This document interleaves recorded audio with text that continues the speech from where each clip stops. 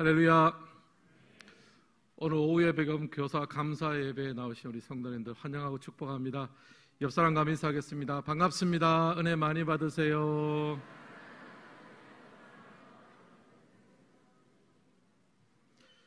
오늘은 교사 감사 예배로 드립니다. 우리 어린 학생들을 사랑으로 돌보고 가르치는 교사분들을 축복하고 격려하는 시간을 갖고자 합니다. 또 사람도 격려하고 축복하지만 또 하나님이 주시는 기쁨과 긍지로 섬기는 우리 모든 교사분들 되기를 다시 한번 주님의 이름으로 축원합니다. 오늘은 죽음을 이기는 사명자라는 제목으로 잠시 말씀 전하겠습니다. 지난 설 명절에 자연 다큐멘터리를 잠깐 봤습니다. 바다코끼리가 나오더라고요. 이 바다코끼리가 나오는데 다 자란 성체가 거의 1톤에 육박합니다. 그러니까 어마어마하게 큰 거예요. 근데 물속에서는 이상하게 너무너무 수영을 잘해요. 바다에 가지 못하는 곳이 없습니다. 너무 수영을 잘하는데, 근데 그 큰 몸이 육지로 나오면 어떻게 되겠습니까? 움직이는 게 이게 보통 힘든 게 아니에요. 특별히 보니까 경사가 진 백사장을 오를 때는 너무너무 힘들게 올라가더라고요. 한 1m 움직이는데 몇 번을 움직여가지고 가는지 모르겠습니다. 그런데 그렇게 경사진 곳을 올라갔다가 다시 바닷물로 바다 쪽으로 내려올 때, 경사 아래쪽으로 내려올 때 바다 코끼리가 어떻게 해서 내려오는지 아십니까, 여러분? 굴러서 내려오더라고요. 굴러서. 그 1톤 되는 몸무게가 이제 어떻게 내려오겠습니까? 그냥 경사진대니까 그냥 굴러서 몸에 힘을 푸니까 그냥 떼굴떼굴 굴어가지고 그냥 바닷물에 퐁당 빠지더라고요. 해설자가 하나 말이 있어요. 중력의 힘으로 바다로 돌아간다. 중력을 거스를 때는 온 힘을 다하지만 중력의 힘이 또 세잖아요. 그냥 힘을 딱 푸니까 경사진대서 아래로 굴러서 바닷물에 첨벙했습니다. 오늘 성경을 보면요, 예수님께서 회당장 야이로의 딸을 고치러 그 집으로 가시는 중입니다. 그런데 그 가시는 도중에 한 가지 해프닝, 한 가지 사건이 발생을 했습니다. 12의 혈루증 앓던 여인이 예수님의 옷자락을 만졌습니다. 어떻게 하면 예수님 한번 터치라도 하면 고침을 받을까 싶어서 예수님의 옷자락을 만졌습니다. 그리고 고침을 받았어요. 근데 이제 그 순간 예수님께서 자신에게서 치유의 능력이 나갔다는 것을 아시고 물으셨습니다. 누가 내 옷에 손을 대었느냐? 물으시니까 중간에 조금 과정을 생략하고요, 여인이 나와서 이실직고했습니다. 예수님, 제가 예수님의 옷자락에 손을 댔습니다. 이실직고했습니다. 그러자 예수님께서 말씀하십니다. 딸아, 내 믿음이 너를 구원하였으니 평안히 가라. 사람들은 그 여인을 그냥 12해 혈루증 앓은 여인으로 기억합니다. 근데 예수님은 그녀를 누구라 부르십니까? 딸아, 너 하나님의 딸아, 내 믿음이 너를 구원하였으니 평안히 가라. 이것이 바로 예수님의 마음이요, 또 오늘 교사 감사 예배 주인공 나오신 우리 교사분들의 마음인 줄 믿습니다. 우리 하나님의 자녀들, 우리 어린 학생들을 정말 하나님의 마음, 하나님의 아들, 딸들도 기억하면서 섬기는 그 마음, 그것이 바로 우리 교사분들의 마음이라 생각을 합니다. 며칠 전에 제가 퇴근을 하고 이제 집으로 갔습니다. 조금 늦은 시간에 집으로 갔는데, 이건 어디 가서 얘기하지 마십시오, 여러분. 저희 막내 딸아이가 저를 보더니만 너무 한박 웃음을 지으면서 저를 맞이해 주는 거예요. 중3 딸아이가 한박 웃음을 지으면서 맞이해 준다는 것은 뭔가 원하는 게 있다는 얘기죠. 그때부터 좀 긴장하더라고요. 제가 이게 저렇게 한박 웃음을 띠면서 나를 맞이해 주다니 긴장되는데, 이거 뭐가 내가 혹시 잘못했는 게 있나? 들어갔는데 딱 딸아이가 하는 말이, 아빠, 혹시 비빔면 먹고 싶지 않아? 그 말은 무슨 말입니까? 비빔면을 사오라는 얘기입니다. 저는 첫 마디 알았습니다. 그렇지만 또 그냥 사오면 재미가 없잖아요. 그래서 딸아, 아빠는 비빔면을 지금 먹고 싶지가 않아. 딸이 잘 생각해봐.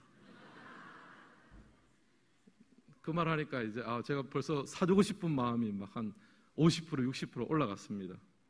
그래서 모처럼 사춘기 딸이 아빠한테 말을 걸었는데 그냥 고분고분 지나가면 재미가 없잖아요. 그래서 제가 딸에게 이야기했습니다. 딸아, 가위바위보 하자. 단판 승부하자. 딱 한 번 해가지고 아빠가 이기면 그냥 너가 사와라. 저보고 사오라는 얘기거든요. 너가 사오고 만약에 너가 이기면 아빠가 사줄게. 그래가지고 이제 가위바위보를 했습니다. 사실은 첫 가위바위보부터 제가 져주고 싶은 마음이 굴뚝 같았어요. 근데 아쉽게도 제가 가위바위보를 이겨버렸습니다. 눈치가 없어요. 제가 가위바위보를 졌어야 되는데. 그래가지고 이제 저는 내가 이겼네 그러면서 이러고 있는데 딸이 아빠 한 판만 더 하자는 거예요. 그럴 줄 알고 있었죠. 제가 이게 뭐 한 판 했는데 뭘 또 구차하게 하냐. 그럼 한 판만 더 하는 거다 했습니다. 알았대요. 그래서 가위바위보를 했습니다. 누가 이겼을까요? 제가 또 이겼어요. 눈치가 없어요. 제가. 그래가지고 이제 그때부터는 딸아이가 아빠 뭐 이런 약간 좀 분위기가 안 좋아요. 야, 그래도 기왕 아빠가 이겼으니까 너가 사와라. 내가 아빠가 돈 줄 테니까 너 사와라 그랬습니다. 근데 딱 딸아이가 저를 보더니 정색을 하며 물어요. 아빠, 우리나라는 3세판이야. 그래가지고 3세판이니까 3세판 또 해야죠. 대신에 이제 가위바위보를 했습니다. 너무 계속하면 이제 언제까지 또 이길지 모르잖아요. 약속을 딱 했어요. 딱 엄지검지 다 찍었습니다. 찍고 이번 마지막이다. 네 번째 이겼는데 네 번째 누가 이겼을까요? 제가 또 이겼어요. 이제는 뭐 저도 막 어찌할 바를 모르고 그래서 딸이 작전을 변경했습니다. 아빠, 가위바위보는 좀 아닌 것 같아. 이제는 그냥 묵찌바로 해. 제가 그때 99% 제가 사오는 걸로 마음을 먹었습니다. 그래서 알았다. 그래서 묵찌바로 했는데 제가 졌습니다. 아이는 내가 이겼다라고 막 벌쩍 드는데 아마 애가 기쁜 것보다 내가 더 기뻤을 거예요. 사춘기 딸아이가 아빠 보고 이제 말을 걸고 뭐를 사오라 이거 얼마나 좋아요. 사실은 처음부터 제가 사오고 싶었어요. 부모의 마음이잖아요. 누가 알아주지도 않아도 괜찮아요. 그 아이가 뭐 아빠 고맙습니다. 물론 말로 표현하지만 뭐 얼마나 더 고맙겠습니까? 그러나 아무도 알아주지 않아도 아빠는 그게 기쁜 거거든요. 여러분이 교사들도 그렇지 않습니까? 우리 아이들 섬기며 뭐 수고한다고 지금 교회에서는 또 이렇게 교사 감사 예배로 이렇게 하긴 하지만 또 선물도 준비했지만 여러분 사실 우리 교사분들이 수고하고 애쓰는 거에 비하면 이거 아무것도 아니잖아요. 누가 알아줍니까? 알아주지 않잖아요. 애들은 알아줍니까? 애들도 몰라요. 안 알아줘요. 그런데 교사의 마음속에는 기쁨이 있는 거예요. 사람은 알아주지 못해도 하나님은 알아주신다. 그런 마음으로 이제 예수님께서 혈루증 앓은 여인을 고쳐주셨습니다. 그리고 이 기적과 같은 치유의 사건을 옆에서 지켜보고 있던 회당장 야이로의 마음은 굉장히 희망이 부풀었습니다. 이제 저 혈루증 앓은 여인 38년 앓은 여인도 저렇게 예수님께서 그냥 옷자락 한번 만진 걸로 해서 고쳐주셨는데 이제 예수님께서 우리 집에 도착하기만 하면 내 딸도 저렇게 낫겠구나 막 희망에 부풀어져 있었습니다. 기대감이 가득했습니다. 근데 오늘 성경에 보면요, 그때 회당장의 집으로부터 슬픈 소식, 비보가 들려옵니다. 35절 말씀에 보면 이렇게 나옵니다. 아직 예수께서 말씀하실 때 회당장의 집에서 사람들이 와서 회당장에게 이르되 당신의 딸이 죽었나이다. 어찌하여 선생을 더 괴롭게 하나이까? 비보가 왔어요.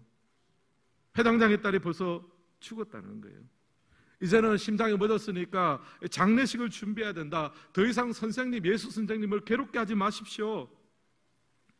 딸이 살아있을 때는 빨리 예수님이 가셔서 고치면 되겠다 그런 생각을 했는데 이미 죽었으니까 예수님 오시는 것이 무슨 소용이 있겠는가. 세상에 누가 죽음의 힘을 거스를 수 있겠습니까?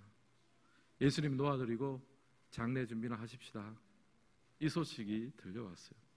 예수님은 이 소식 들려온 것을 곁에서 다 보셨습니다. 그리고 회당장에게 이 말씀하셨습니다. 두려워하지 말고 믿기만 하라. 두려워하지 말고 믿기만 하라. 그리고 그 집에 가셔서 제자들 몇 명과 함께 아이의 죽음이 있는 방에 들어가셨습니다. 그리고 죽어있는 그 아이의 손을 잡고 선포하십니다. 달리다 굼, 굼은 일어나다입니다. 소녀야 일어나라 선포하셨습니다. 그때 한 12살 난 아이가 일어났습니다. 그 한 말씀이면 예수님은 충분하셨습니다. 여러분, 오늘 교사 감사 예배지만 우리 교사들뿐 아니라 하나님 앞에 섬기고 봉사하고 또 우리 가정에서 부모로 또 이런저런 모습으로 섬기는 분들이 여기 다 있는 줄 압니다. 우리가 여러분 섬기는 것에 당장 눈앞에 보이는 결과가 잘 나타나지 않을 수도 있습니다. 그러나 오늘 말씀해 보면요, 어느 순간 주님 한 말씀 하시면 달리다 쿰, 주님 한 말씀 하시면 다 일어나고 회복될 줄은 믿습니다.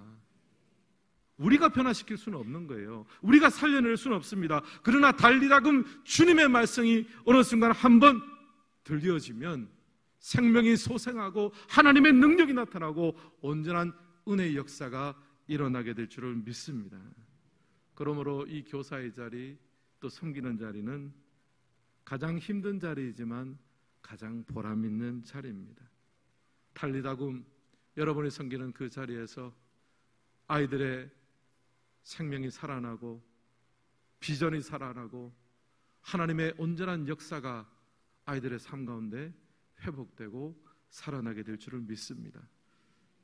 달리다 굼, 이 한 말씀이 비추어지기 전까지 그 자리에서 하나님의 일하심을 눈물로 씨를 뿌리며 묵묵하게 감당하며 하나님 앞에 기쁨으로 거둘 수 있는 그날이 속히 오기를 원합니다.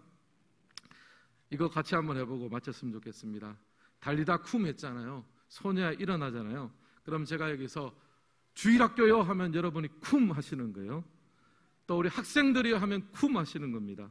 교사들이요 쿰, 제가 하는데 그냥 쿰이라고 따라 하시면 되겠습니다. 주일학교요, 학생들이요, 교사들이요, 다윗 찬양대요. 너무 잘해. 큰 박수로 우리 축복합니다. 오늘 말씀 마무리하겠습니다. 처음에 제가 말씀드렸죠. 바다 코끼리의 무게보다 지구 중력의 힘이 크다고 말씀드렸습니다. 우리 안에 역사하고 계신 하나님의 능력과 하나님의 역사가 우리의 힘보다 크십니다. 우리가 수고해서 올라가는 것 같지만 중력의 힘이 큰 것처럼 하나님의 은혜와 능력으로 말미암아 우리의 섬김과 아이들의 심령 가운데 달리다 굼, 그 말씀하실 때까지 믿음으로 이 자리를 지키며 기쁨 가운데 섬기는 우리 모두가 되기를 주님의 이름으로 축원합니다. 기도하겠습니다.